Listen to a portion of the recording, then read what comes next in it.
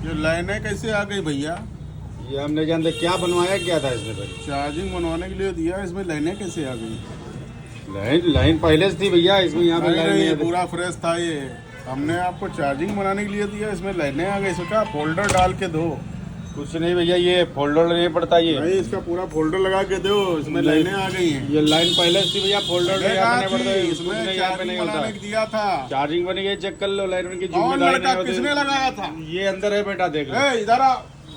पूछ लो इसमें भैया लाइन कहाँ थी। भैया जब आपने बंद फोन चार्जिंग बनाने के लिए दिया था तेरे तो को। चार्जिंग आपकी हमने सही कर दिया है, ठीक है। चार्जिंग चाहिए, ये लाइनें कैसे आ गई? अरे आपने बंद कुछ फोन किया मालूम था, नहीं है, निकल।